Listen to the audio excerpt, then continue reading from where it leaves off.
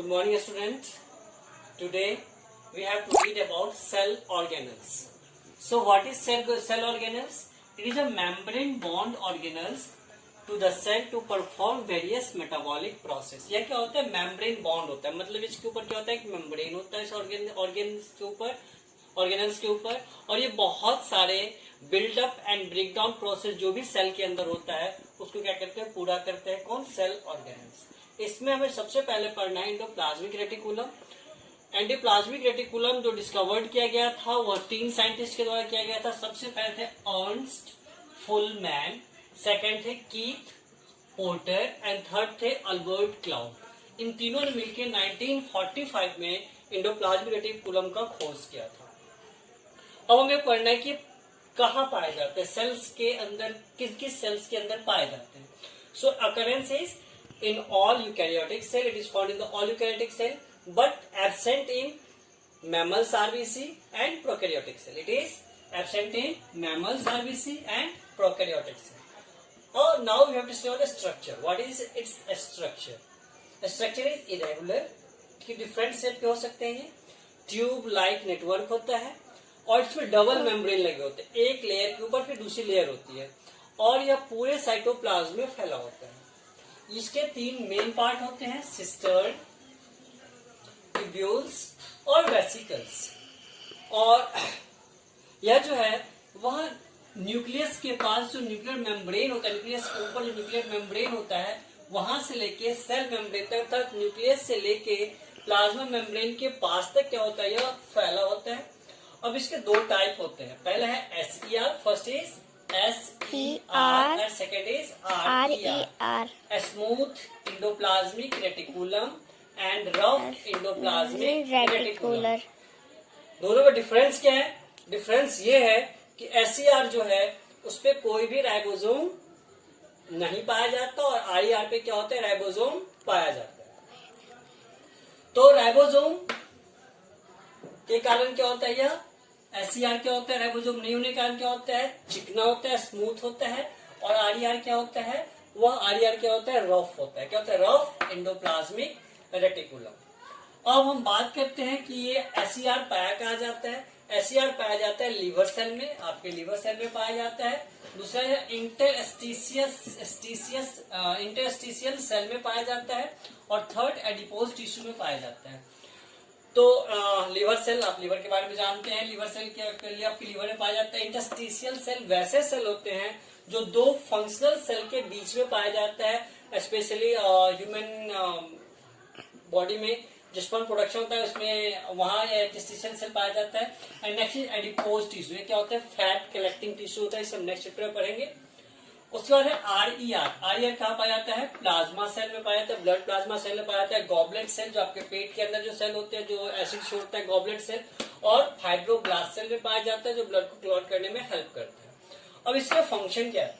सबसे पहला फंक्शन है कि provide supporting framework of the cell. यह सेल को एक सर्टेन साइज देने में, एक सपोर्टिंग फ्रेमवर्क बनाने में क्या करता है? हेल्प करता है। Give various cell organelles at position, अलग अलग सेल के जो ऑर्गेनेल्स हैं उसे सर्टेन पोजीशन पे रखता है।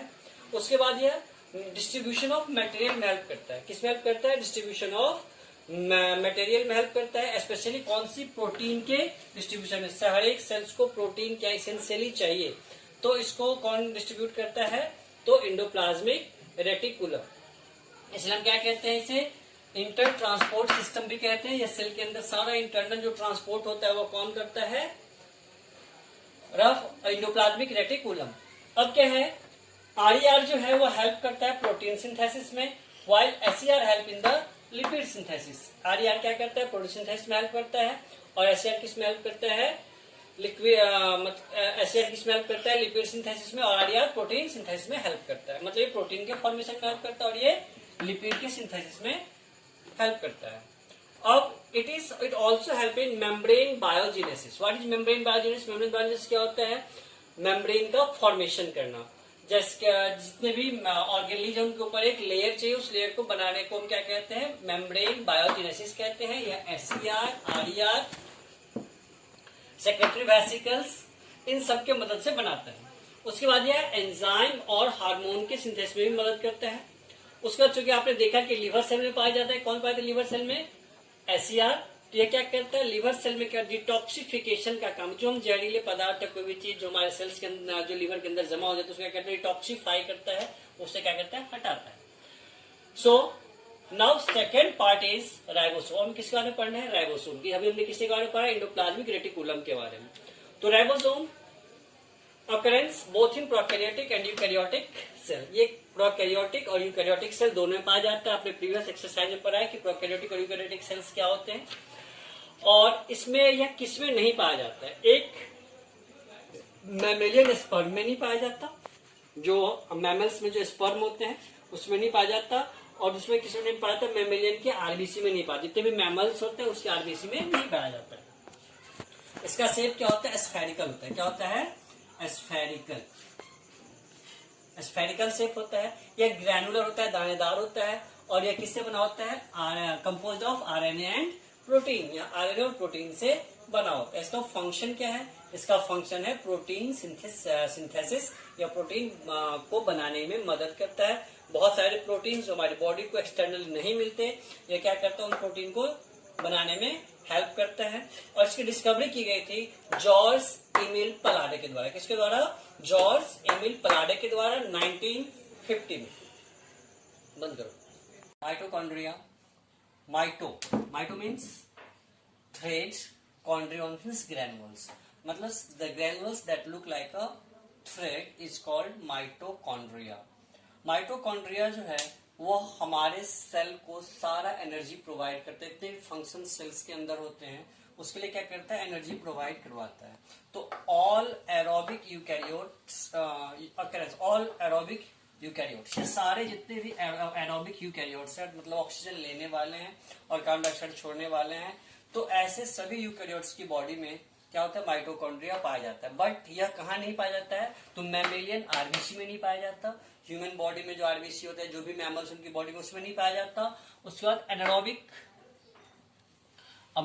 इसके बाद आरबीसी और प्रोकैरियोट्स में नहीं पाया जाता। उसके बाद जो है एनारोबिक मैमेलियंस जो है उनके आरबीसी में और प्रोकैरियोट्स में भी नहीं पाया जाता।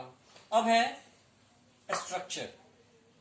इसके डिफरेंट शेप होते हैं, या रॉड शेप हो सकता है, सिलेंड्रिकल शेप हो सकता है, स्फेरिकल शेप हो सकता है, या फिर डबल मेम्ब्रेन बॉन्ड स्ट्रक्चर हो सकता है। इसमें क्या होता है? फिंगर लाइक प्रोजेक्शन होता है। इसमें जिसे हम क्या कहते हैं? क्रिस्टी कहते हैं। क्या कहते हैं? क्रिस्टी। इसके अंदर में जब आपको भी डायग्राम से दिखाएंगे तो क्या होगा? इसके अंदर में क्या होता है? फिंगर लाइक स्ट्रक्चर होता है, हम क्या कहते हैं? क्रिस्टी कहते हैं। और यह क्या करता है? क्रिस्टी में क्या होता है? तो एनर्जी को एटीपी के फॉर्म में स्टोर किया जाता है।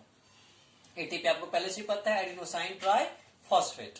तो माइटोकॉन्ड्रिया जो है, chondral matrix contain protein, lipid and circular DNA और आरएनए। इसमें क्या होता है? उसके अंदर क्रिस्टी के अंदर क्या पाया जाता है? माइटोकॉन्ड्रियल मैट्रिक्स पाया जाता है, जिसके अंदर क्या क्या होता है? Protein, lipid, circular DNA and RNA.